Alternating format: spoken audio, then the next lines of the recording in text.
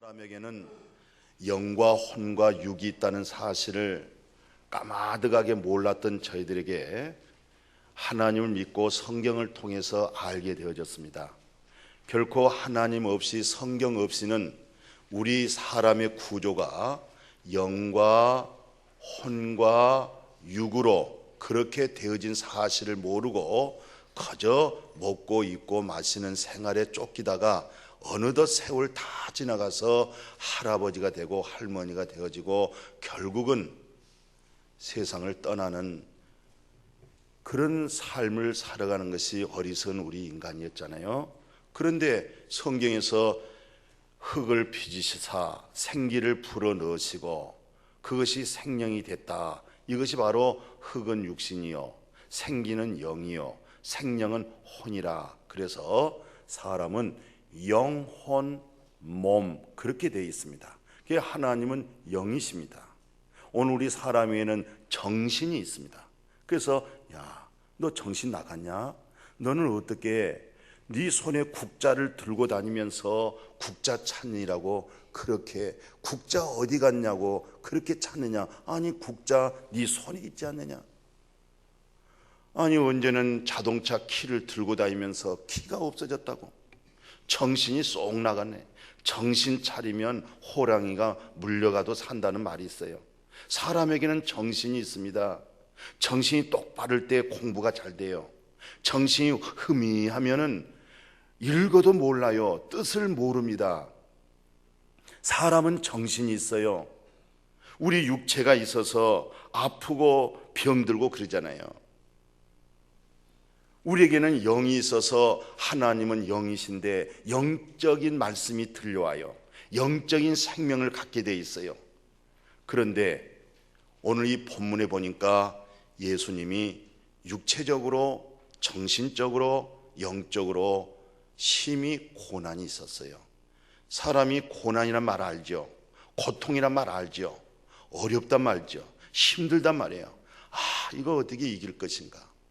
이 어려움을, 이 고난을 극복하지 못해서 자살하는 수가 있어요. 돈도 있고 권세도 있는데 그 어떤 사건의 고난에 못 이겨서 한강에 몸 던진 사람이 있어요. 그것만 이기면은 당신은 먹는 문제는 걱정 없지 않느냐? 근데 왜 자살하느냐? 이 정신적인 고통 때문에 그랬어요.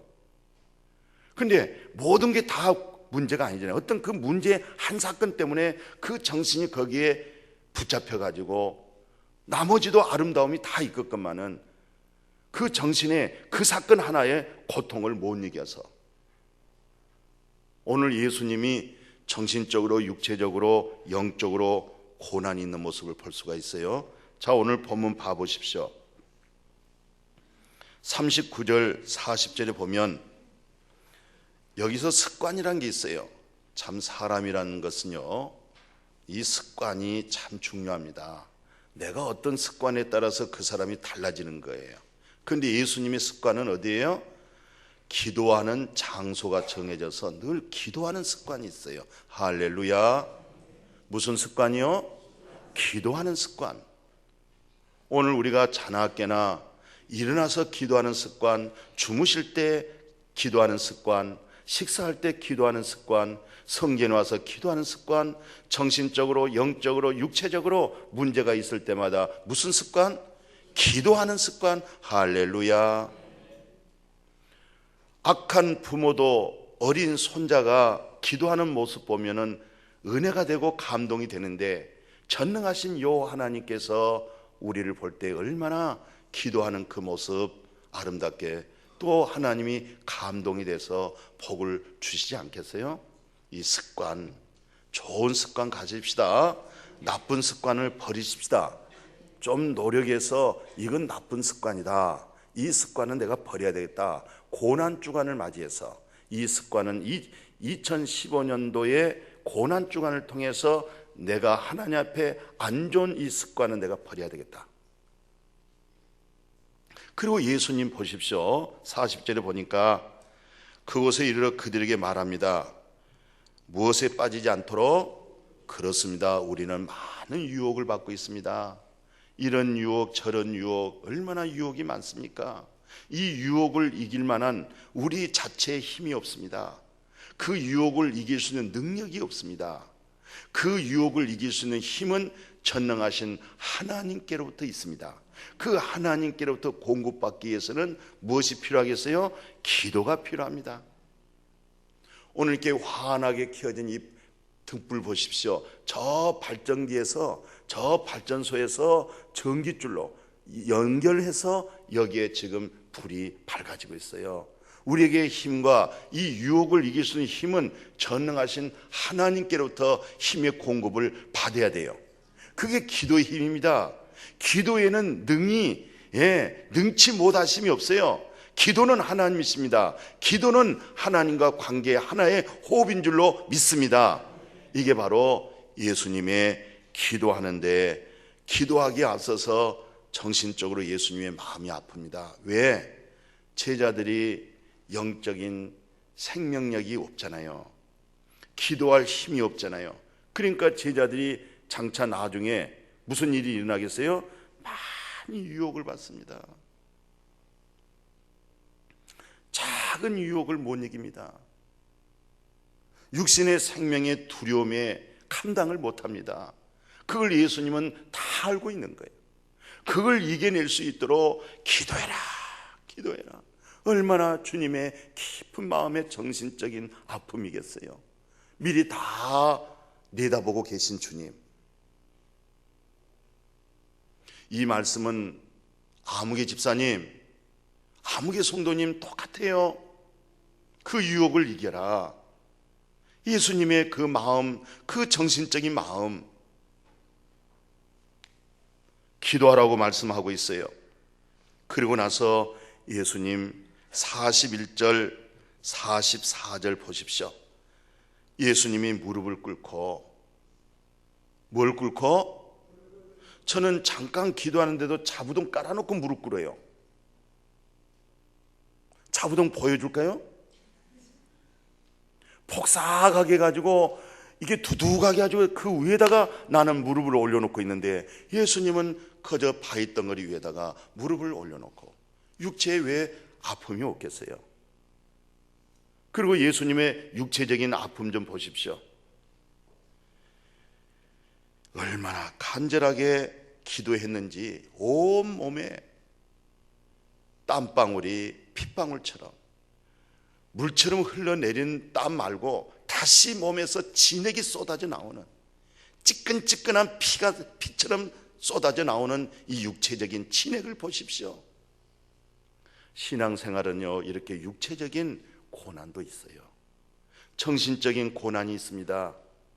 그러면서 예수님 보십시오. 말씀에 뭐라고 말씀하고 있어요? 한편으로는 사람이잖아요. 100% 예수님이 사람입니다.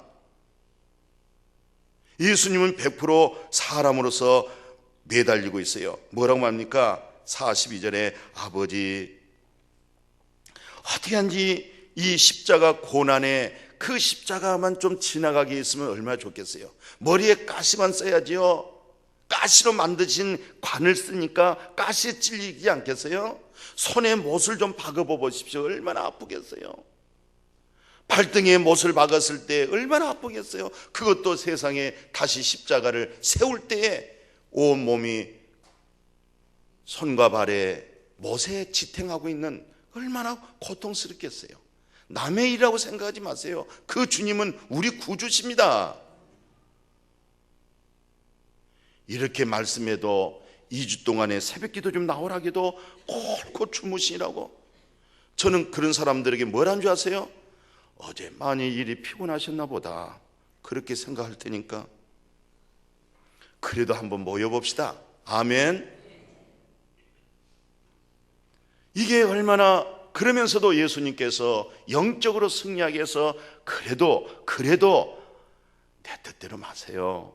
나를 불쌍히 여기서, 나를 측인히 여기서 그 십자가의 고통을 지나가지 말게 하시고, 그래도 그것이 아버지 뜻이라고 하면은, 하나님의 뜻이라고 하면 받아들이겠습니다.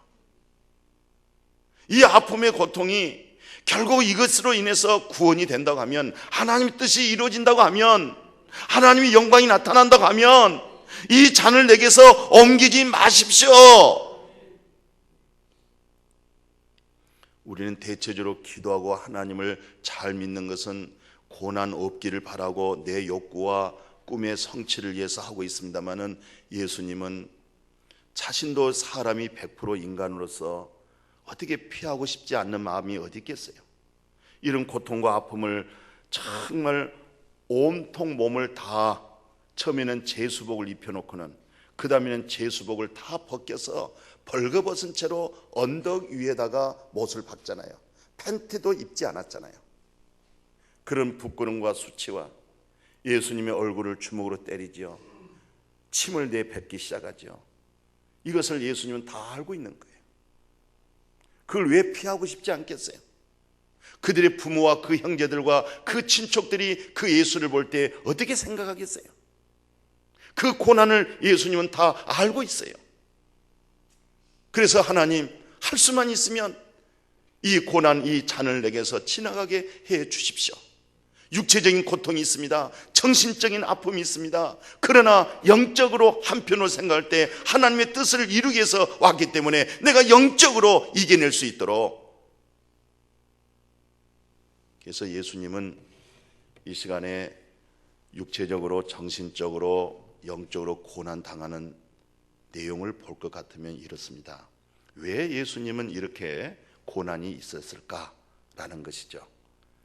자, 하나님은 영이십니다. 영 되신 하나님이 타락한 인간의 사람을 구원하기 위해서 사람 되어져서 온 겁니다.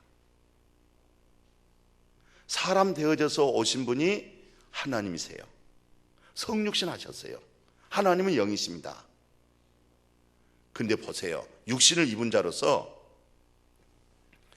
육체적인 고통 따는 거 보세요. 태어나자마자, 태어났으면 포근한 곳에, 몸에 38도입니까? 38도의 온도에 맞도록 아주 폭삭한 곳에 뉘어야 할 예수님이 태어나자마자 즉시로, 헤롯 왕이 영적인 말씀을 알아듣지 못하고 육으로 받아들여 가지고 저 예수가 이스라엘의 왕으로 생각하고, 그러면 내가 왕인데 네가 왕이 되면 있을 수 없잖아요. 그러니까 세상에 태어난 아기 마리아는 몸조리도 못했어요. 바로 태어나자마자 이방인 저 예굽 땅으로, 그것도 밤에 보따리 싸가지고 피 묻은 애기 안고 피 흘린 마리아의 몸에서 피난길을 가는 거예요. 이게 예수님의 육체의 많은 고통이고 아픔입니다. 이런 고난을 우리는 좀 한번 깊이 생각해 봐야 될 것 같아요. 뿐만 아니죠. 예수님은 말씀드렸습니다마는 이 채찍을 맞는데 40대에서 한 대를 감해 줍니다. 그러면 39대를 맞는 거예요. 근데 그 39대 채찍이 어떻게 만들어지냐면은 그 채찍 날이 이렇게 쭉쭉 이렇게 갈라졌는데 끝에다가 납이 여기에 물려 있습니다. 그리고 예수님의 옷을 다 벗겨놓고 이 해초리로 이 납이 물려 있는 여러 갈래 있는 걸로 이 몸을 내려치니까, 그것도 좀 힘없는 사람이 치면 얼마나 작게 힘 좋고 등치가 와서 치는 거예요. 39대에서 3번 맞으면 그게 100대가 넘습니다. 온 몸이 피투성입니다. 육체입니다. 예수님은 100% 인간입니다. 그런 육체의 고통을 당했는데, 이 고통 속에서 사람들은 뭐라고 하는지 아세요? 침을 뱉고 갈대를 빼앗아 머리에다가 치면서, 갈대를 머리를, 참 이거 재수 없어요. 이 머리 치는 거 얼마나 기분 나쁜지 아세요? 아니, 나무막대에 갈대 가지고 머리통을 그냥 톡톡 치면서, 그리고 말합니다. 뭐라고 말합니까? 희롱을 다합니다. 네가 메시아야? 네가 구원자야? 네가 하나님의 아들이야? 아유, 온갖 말을 다 하잖아요. 이거 정신적으로 육체적으로 이루 말할 수 없는 아픔이요 고통입니다. 고난입니다. 예수님의 정신적인 고난이 따라요. 뭔지 아세요? 보리떡 5개 물고기 2마리로 5,000명을 먹여놨어요. 5,000명을 먹여놨더니 이 무리들이 예수님을 사로잡아 가지고 이스라엘의 대통령으로 삼아서 쿠데타를 일으킬 수 있도록 지금 로마가 지배를 하고 있잖아요. 로마와 부딪혀야 되잖아요. 지 전쟁에서 엄청난 죽음이 올 텐데 예수님을 사로잡아서 그대로 쿠데타를 일으켜 예수를 대통령으로 만들려고 하는, 요한복음에 뭐라고 기록되어 있냐면 이렇게 기록되어 있네요. 요한복음 6장 14절 15절에 보니까 그 사람들이 예수께서 행하신 이 표적을 보고 말하되 이는 참으로 세상에 오실 그 선지자라 하더라. 그러므로 예수께서 그들이 와서 자기를 억지로 붙들어 가지고 억지로 막 손과 발과 온 몸을 다 붙들어 가지고 뭘 삼으려고? 임금을 삼으려는 줄 아시고 예수님이 어떻게 했어요? 신속하게 도망가 버리잖아요. 이런 참 정신적으로 정말 영적인 애로움 속에서 왜 그래요? 예수님이 영에 속한 사람으로서 아담 안에 다 죽은 사람들을 영적으로 생명을 살리기 위해서, 예수님이 영에 속한 사람이 아니었더라면, 영에 속한 사람이 아니고 영의 생명을 살리고자 아니었더라면 그 능력 가지고 세계에서 최고의 부자가 될 수 있고 세계를 전부 관리하고 통치할 수 있는, 군림할 수 있는 권세가, 힘이 있었잖아요. 그러나 예수님은 아담 안에 다 영원한 생명이 죽어있는 영의 생명을 살리기 위하여 영적인 생명을, 영적인 생애를 살려고 하다 보니까 이런 육체적인, 정신적인, 영적인 고난들이 따라왔던 거예요. 그래서 그 영적인 사람들이 의인이었고 의인이 고난이 많지만 여호와께서는 영적인 의인들을 다 건져 주시더라는 거예요. 예수님은 참 종교 지도자들이죠. 그때 당시에 최고의 종교 지도자들의 최고가 대제사장이잖아요. 대제사장, 제사장, 바리새인, 서기관들 참 의식과 형식적으로 경건하고 외모적으로 아름답게 품위 있게 갖춰져 있는 종교 지도자들에 의해서 많은 고난을 당합니다. 성경에서는 이렇게 짧게 말씀하고 있어요. 뭐라고 얘기하냐면 새벽에 모인 대제사장과 백성의 장로들이 예수를 죽이려고 함께 의논하고 결박하여 끌고 총독 이 로마 사람에게 끌고 들어가는 거예요. 이게 다 종교 지도자들이고 세상 권세자들에 의해서 예수님이 이렇게 많은 고난을 당했습니다. 뿐만 아니죠. 예수님이 그래도 위로 좀 받고 서로 사랑을 나누고 또 살 만큼 흡족한 행복을 어디서 얻어야 되겠어요? 가정에서 얻어야 되겠어요. 근데 가족들과 그리고 형제들과 그리고 친척들과 그리고 고향에서부터 따돌림을 당합니다. 업신여깁니다. 신뢰하지 않습니다. 그래서 성경에서는 뭐라고 말씀하고 있어요? 그들이 말하기를 더러운 귀신이 들렸다. 예수님이 뭐가 들렸다? 귀신 들렸다. 그게 예수의 어머니하고 동생들이 와서 예수님은 영적인 생명의 말씀으로 천국 문을 열어넣으셔서 하나님의 나라의 복음을 전하고 있는데 소문에 예수님이 귀신 들렸다고 해가지고 그 참 많은 사람에게 앞에 와서 찾아오잖아요. 그런가 하면은 또 성경에서는 뭐라는 줄 아세요? 집에 딱 들어가니까 다시 무리들이 모였어요. 식사할 겨를도 없는 예수님의 그 분주한 활동 속에서 마가복음 3장 21절에 친족들이, 같이 합시다. 친족들이, 이 친족들이 듣고 뭐라고 하냐면 다 예수님을 붙들고 나와요. 이는 그가 뭐 했다고 해서? 미쳤다고 해가지고. 참 이거 답답합니다.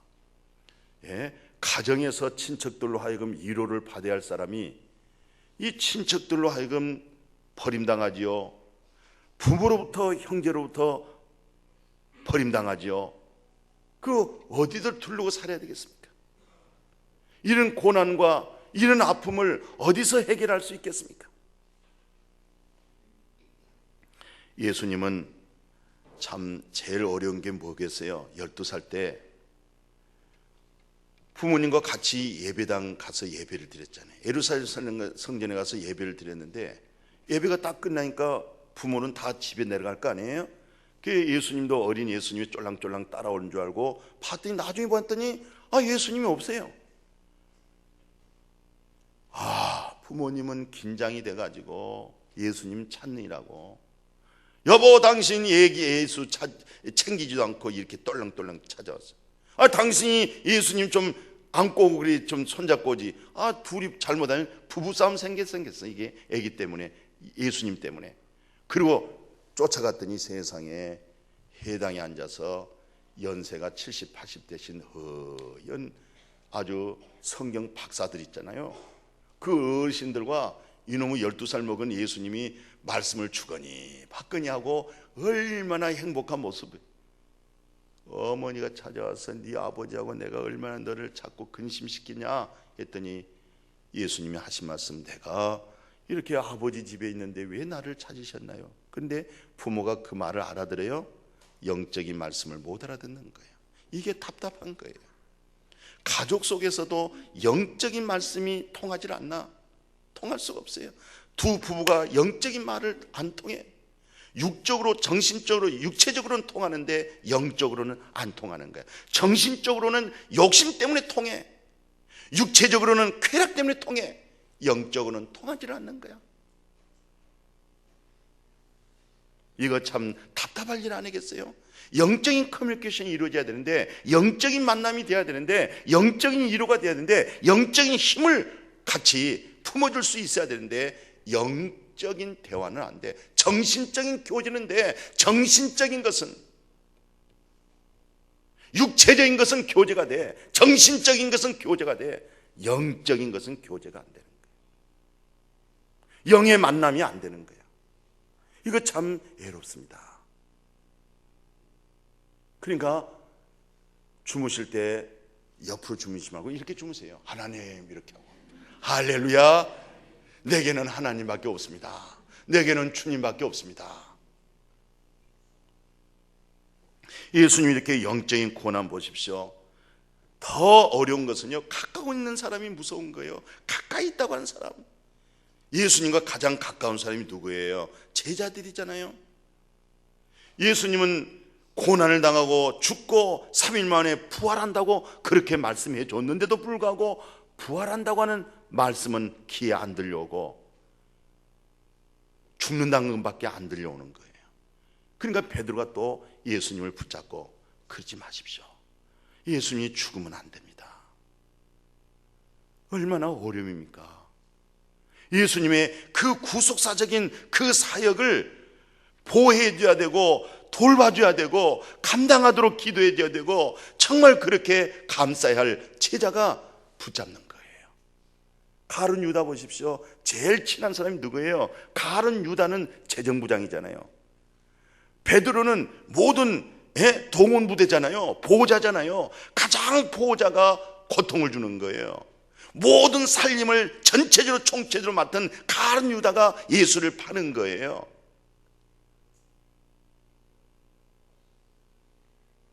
나중에는 주동자 베드로가 예수님의 부활을 봤는데도 불구하고 제자들 다 끌고 바다로 고기 잡으러 가잖아요. 세상길로 돌아가잖아요. 영에 속한 사람들은 이 부분이 보여져야 됩니다. 이 부분이 알아져야 됩니다. 이런 내용들이 우리가 살아가는 삶 속에서 느낄 줄 알아야 되고 볼 줄 알아야 됩니다. 할렐루야! 천국 갈 사람들입니다.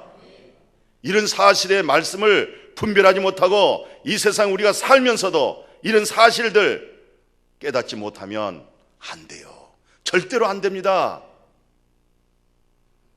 교회 오래 다녔다고 자랑할 것 없어요. 직분이 어쩌다고 말할 것 없어요. 물과 성령으로 거듭난 내 안에 그리스도의 영이 있어야 돼요. 하나님의 영이 없으면요, 영으로 살 수가 없어요. 그리스도의 영이 없이는 그리스도의 진리로 인해서 살 수가 없는 거예요. 내 속에 있는, 우리 속에 있는 그리스도의 영으로 그리스도의 진리로 인해서 소생하는 거예요. 힘을 얻고 사는 거예요. 모든 정신적으로 육체적인 우겨싸움에서도 이김이 됩니다. 영적으로 이김이 되어집니다. 오늘 이 영적인 고난 보면 참 이 형제들이 있잖아요. 또 형제들이 뭘 한 줄 아세요?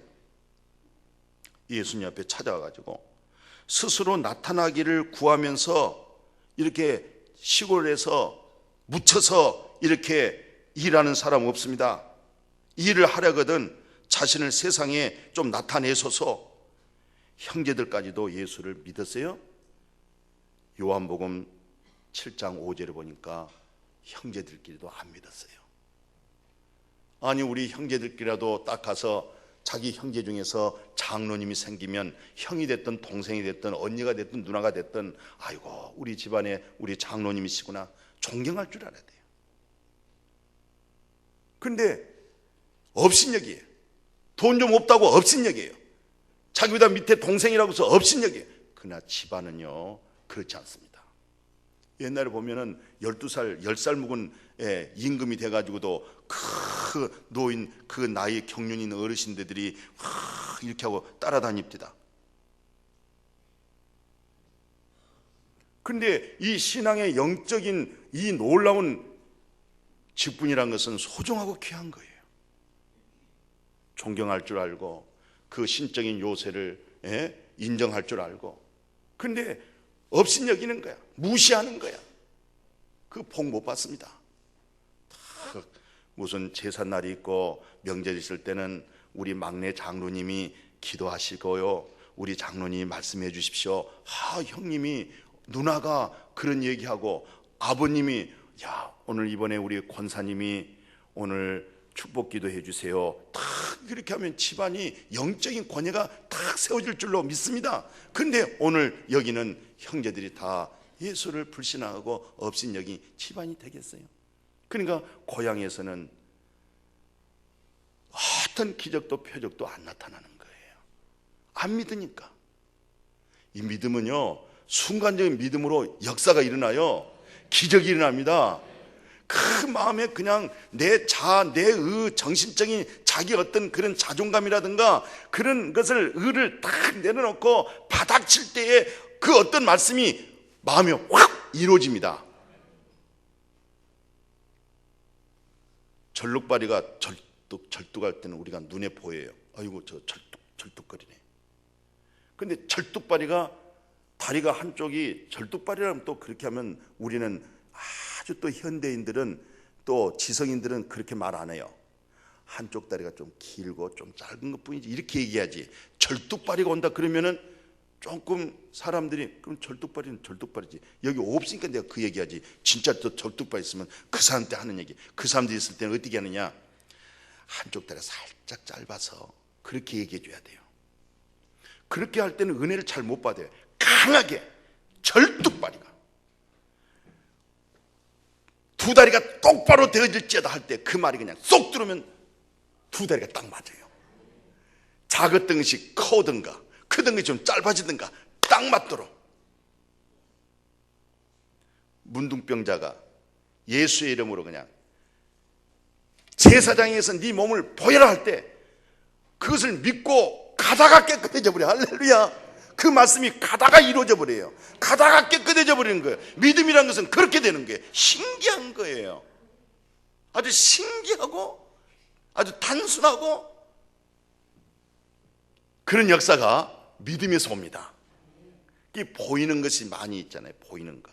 그러니까 이 세 종류가 있는데 하나는 이 그리스 이 그쪽에 전부 다 헬라 문화권에 있는 사람들은 헬라 문화권, 그러니까 이 철학자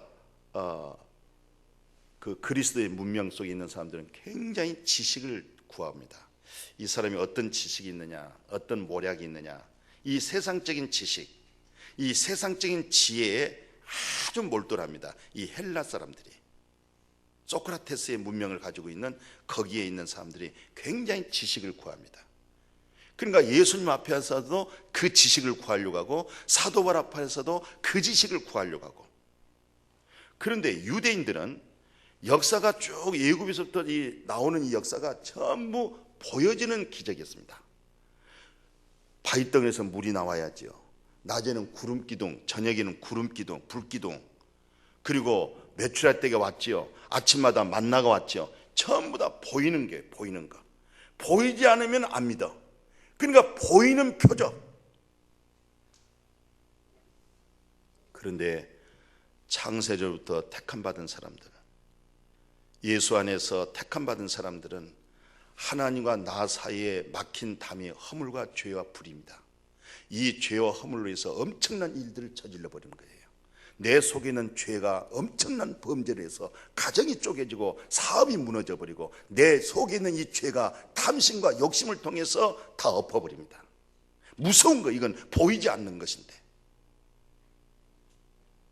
예수 그리스도는 바로 하나님과 나 사이에 보이지 않는 엄청난 문제를 일으키고 가정이 파괴되고 자녀를 죽일 수 있는 이런 무서운 보이지 않는 죄를 해결하기 위해서 오신 거예요. 이 해결을 봐야 되는 거예요. 이것은 보이지 않는 것인데 해결되면 보이지 않는 신 하나님의 신성이 채워지기 시작하는 거예요. 이게 영에 속한 그리스도인이 되어야 될 줄로 믿습니다. 이 믿음이 절대적으로 중요한 것입니다. 우리 목양교회는 바로 여기서부터 출발된 교회입니다. 이 믿음으로 출발되어진 것입니다. 하나님과 나 사이에 막힌 담이 예수 그리스도의 말씀으로, 예수 그리스도 십자가의 사건을 통해서 해결되어 버린 사건, 여기서 목양교회가 세워졌습니다. 목양교회 나오신 분들 이 문제가 해결돼야 됩니다. 그럴 때는 어떤 전룩발이도, 어떤 중풍병자도, 어떤 암도 하나님의 때에 따라 치료도 하지만은 그것과는 관계없이 승리합니다. 이길 수가 있습니다.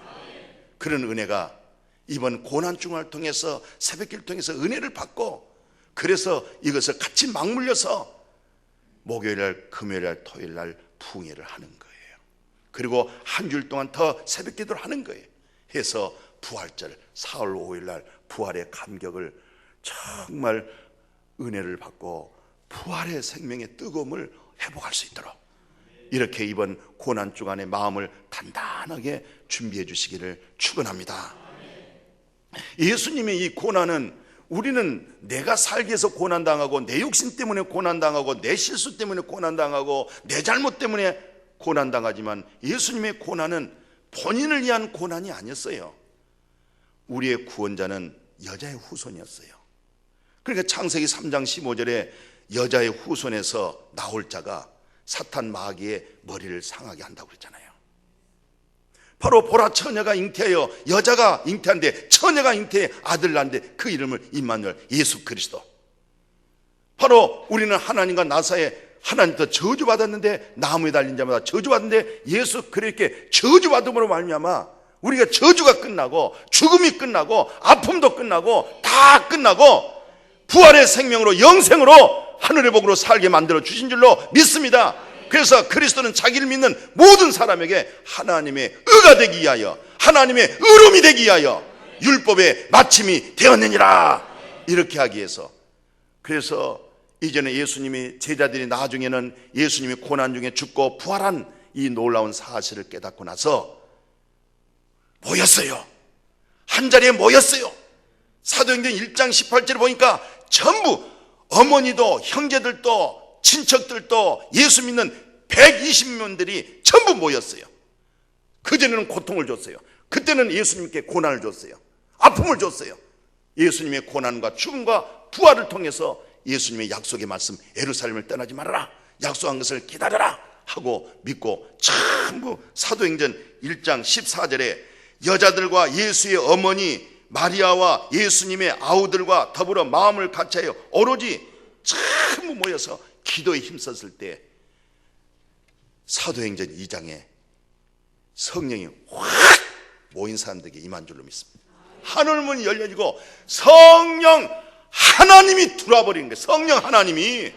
성령 하나님으로 하여금 하늘문 열려지니까 이제는 닫혔던 마음의 문이 확 열리고 순전한 마음으로 떡을 떼며 가르침을 받으며 있던 것을 드리면서 나누면서, 이것이 바로 초대교회 역사가 여기까지 밀려서 우리 교회가 세워진 줄로 믿습니다.